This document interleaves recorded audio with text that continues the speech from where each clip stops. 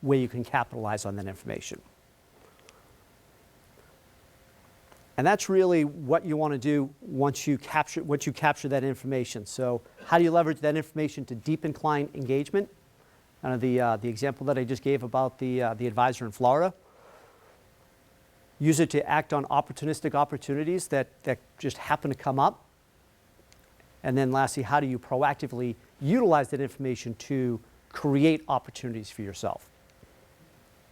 So for an example, deepen client engagements, you might go through your book and realize that a lot of your best clients have maybe hobbies that they might be interested in. You come across a book or a magazine, an article that you want to send to them, say, know these are the types of things you're interested in, thought you might find this enjoyable. So staying top of mind.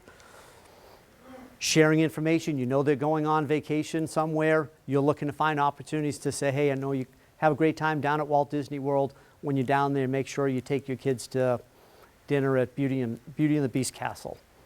I was just down there in December, so that's how I kind of know that's what's going on there. But sharing that information. Acknowledging. When I talk about Referral Edge, the tool, in a minute, basically what the tool does, it can give you alerts on what happens with your clients if you track them. But this is an opportunity where you could find out information about maybe awards that they've gotten, or maybe they were mentioned somewhere, and you could send them a little note saying, hey, I saw you got this award, or you were mentioned in this magazine article, or whatever it might be, just to let them know that you're top of mind with them.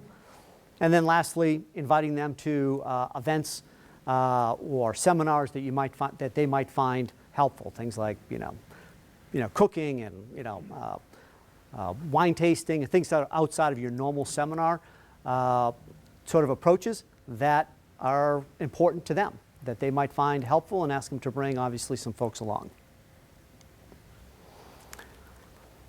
So, and then when those opportunistic moments come up, as you're talking to your clients and they tell you about what's happening with their sibling, maybe got a new job, offer obviously congratulations, find an opportunity to say, did they need help with financial planning with this new role? Maybe there's an opportunity to provide a level of expertise that you have that maybe that prospect is not getting. Perhaps unfortunately, brother-in-law passes away, or the example that I gave about the mother down in Florida. Are there opportunities to help them in estate planning, or other opportunities that they might not be thinking about because it's a tough time in their life? Or they have a small business, they've sold it. Obviously, that's going to be a big financial impact to them, but also there might be some estate planning issues. There might be some tax ramifications from that. Are there opportunities for you to help out in that situation, either that you can provide, or maybe one of your centers of influence, members of your team that could provide that as well? So those opportunistic examples, when they come up, by having the information, you're able to capitalize on it. And then you can take that information and proactively create opportunities for yourself. So if you find out you have a lot of small business owners, host a roundtable on small business tax strategies. Maybe you bring a local CPA in to talk about DOL, or whatever the top of mind might be that for these small business owners. Ask that person to bring some clients as well. Utilize the Referral Edge. I'll talk about that in a moment, to find out as much as you can about the people that will be there, and then making sure you're following up with each participant. Perhaps one might be on aging parents. This is something that's, I know, like I said, I'm living that dream right now, that you don't know what should we be looking at. Should I be looking at over 55 type places for my mom? Should she be in a condo? What's going to be the best thing? What are some of the things I should be thinking about? What are some of the things I should be worried about? How does Medigap insurance work, and all these other types of things? So you have aging parents as you're looking through your book, and you see that you have a lot of clients that might fill that area. Have a seminar to bring those people in to talk a little bit about that. Obviously invite your clients, but then also friends that might be in the same age bracket that might be experiencing the same situation. So bring those folks into the seminar. Make sure you have some networking time so they get to know each other, and then obviously follow up. But by utilizing all this information to really capture trends and seeing where those opportunities are, you have a much better opportunity to have a targeted type of seminar that, that you could be more successful with than maybe just a generic type of seminar. In the back of the book here in the appendix, there's a number of different types of seminars that advisors have used that are very different that as you're putting together your plan you might find helpful. So I mentioned Referral Edge. So this is this one pager here that we dropped off on everybody's page, everybody's desk. So Referral Edge is, there's a company called Infinata out of New York. Basically what Referral Edge is, it's a data aggregation tool. So think of it as Google on steroids. They tap into 3,500 different databases. They have over 2.5 million people in that database, and it's constantly being updated. And basically just makes it easier for you to find out information about potential prospects or clients. It can be utilized for individuals. It can also be utilized for retirement plans. And then the other key piece to the tool, which I'll talk about in a minute, which is this My Referral Edge, where you can start to track people and find out those opportunities to capitalize that I mentioned earlier. So for an example, you go into the search functionality. I just plugged in my zip code outside of Boston for anywhere for $2 to $5 million in net worth, 50-mile radius, and just plugged in who comes up from that. So you can see a lot of people came up. I'm trying to think, it was 1,800, I think, or so people came up with this one score. You can make this as detailed as you want. You can put all sorts of criteria in. I just went with kind of a higher level one. So I picked out Karen Abrams. When I click on her, it talks a little bit about the home that she has, how much equity she has in the home. Down here talks a little bit about the board that she's on, that she's a trustee. If I clicked on that board, it would tell me who the other board members are. If she was on other foundations, it would also be on there, so I can find out information about that foundation, who else is on that foundation. It has her work email. It has access to her LinkedIn account. Pretty much everything I need to know about Karen, I can find out from Referral Edge. So, one disclaimer. This is all public information. So, sometimes people look at this and they're like, wow, you could get the Creeper Award and the Stalker Award using this. It's all public information. It just pulls it all into one easy to access. Here. Can you sort by occupation in a roundabout way? So if I clicked on Karen, Karen works for a corporation called Cabot Corporation. They're a big biotech company outside of Boston.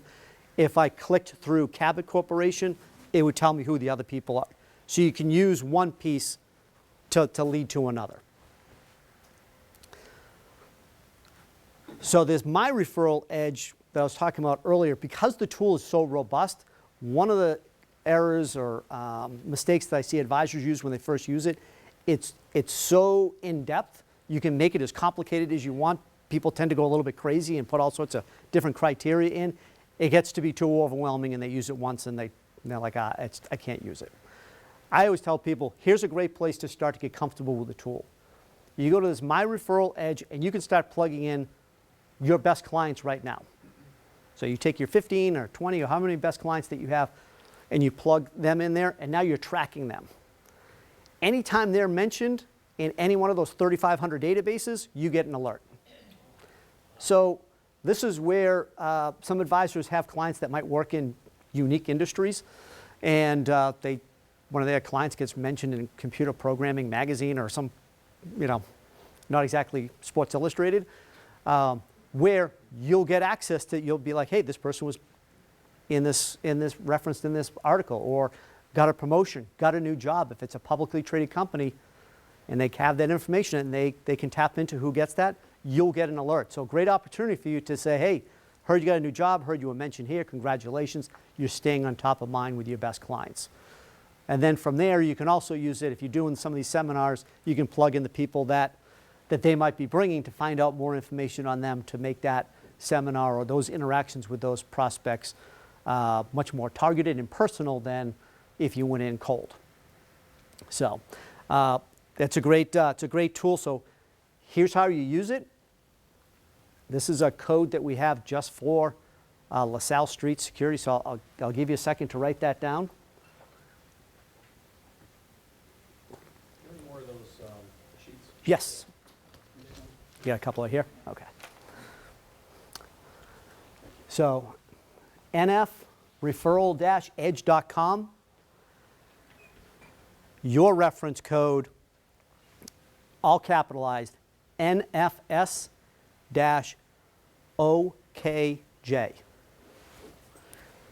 The nfreferral-edge.com is not case sensitive.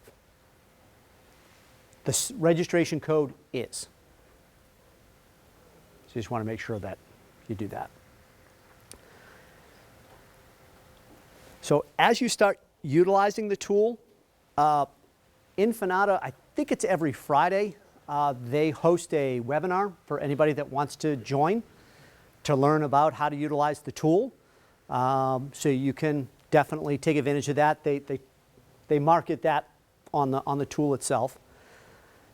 If, in talking to Mark and the folks at LaSalle, if you wanted to do kind of one just for LaSalle and get 20 advisors or whatever, we can certainly work with Nancy and Infinata to do a more customized one just for LaSalle if we want. Okay. Everybody write that down? Okay, good. And usually I click over and someone's like, oh, you went too fast. I didn't write it down. So now when we create our customized plan, who are the people that are most likely to give us referrals? Again, leveraging some of the technology, some of the information here in our booklet. What are some of the activities that might be most beneficial for that ideal client? That's in the appendix there in the back that might give you some ideas on different types of seminars to hold. And then documenting your activities. So putting together your plan and then is it working, is it not? It'll help you to stay on task. And that's what this plan is, just to help you, give you a template on what you need to do, when you need to do it, and then also if it worked or didn't. So then, how do we prepare our rollout? So we don't want to put all this time into it and then, really not do anything with it, right? We need to prioritize multicultural marketing quick. Let's assign a summer intern to come up with a strategy we can ignore. Sometimes we put the time into it and then for whatever reason we put it aside, it gathers dust and we never deal with it anymore. So you want to make sure that if you're going to put the time and effort into putting together your process, that you stick to it and you execute against it. A couple things to think about as you prepare for your launch. What's the referral experience? So what do you want not only the prospect experience to be like, but then also who's referring that client, that prospect? What do we want that experience to be like? Are there any things you need to get your organization involved with? Other people in the office, other people that talk to clients or prospects? And then monitoring your plan, making sure that you don't do the student body right the first time it doesn't work, but then also making sure that you're monitoring and adjusting your plan as it goes along. So for an example, from the client side, if they refer someone, sending them a nice thank you card, letting them know you appreciate them sending a prospect over, making sure that the client who referred someone get updates. I mean, they went out of their way to send someone over to you. Are you taking the time to keep that client up to date on what's happening with the prospect? Do you let them know if they became a client or maybe it wasn't a good fit? But then acknowledging their efforts and sending them a little something to say thank you, even though maybe it didn't work out. I really appreciate you thinking of me and sending someone over. Again, little things like that make a difference for people that are more inclined to refer more people if they think that you appreciate it. And then from the prospect side of things, making sure that they get a call right away. Want to make sure that no time, lapses. try to get them in to talk a little bit about them and their lives and what's important to them, in addition to their financial information. And then having a follow-up meeting based on the things that you just talked about. What are some of the other things you could be doing to help them out? So making sure that, that from the prospect side of things, that it's very fluid as well. And that's really where this checklist can come into play as well. As you're putting together your plan, what are the things you want to send out to people that refer people over? How do you want to thank them? What's your process for when a prospect calls? Things like this, a nice checklist or template for you to use to figure out, okay, what could work within my plan. So just to wrap it up, who do you want to get after? Who are the clients that you want more of? What do you want your clients talked about in the marketplace around your value? Put together a customized plan, hold yourself accountable to it, and then really execute against that plan. So with that, how am I doing on time, Mark? Doing great on time. Doing great on time. Any questions? Any? So, Dan. do you happen to know if Referral Edge has 401k? It does. data? It has. Assets, It does. contact? Yeah. Yep, has, again, all the information, so think ERISA information, all that information gets pulled in as well. So it has all the information on the retirement plans as well. So do you know, are they using like Larkster? Larkspur? Yeah. Are Um, they using that to, It's probably one of the databases. I'm not familiar with all the databases they tap into, but they, 3,500 of them, so must be pretty in-depth, yeah. But it'll tell you plan size, who the current record keeper is, how many participants, how many assets, you know, all that sort of information. So if that's something, marketplace you want to target, it's a great tool to use for that as well. Great. All right. So we, I know some of you in the room use this tool. I know Alex does back in the home office. I think the firm originally rolled this out back when I was at Fidelity. So the tool's been around for a while, and then we re-rolled it out, I think when Nick was here a couple of years ago. So it's a tool that's been out there for a while. Some use it very successfully. So we thought we'd reintroduce it today in the concept of the concept around sourcing referrals within your practice. So, yeah, John? Has the firm done any compliance-approved kind of mailers that we could use it for, or at least think about that maybe going forward, so we're not all sending different letters, you know what I mean? Well, we haven't, no.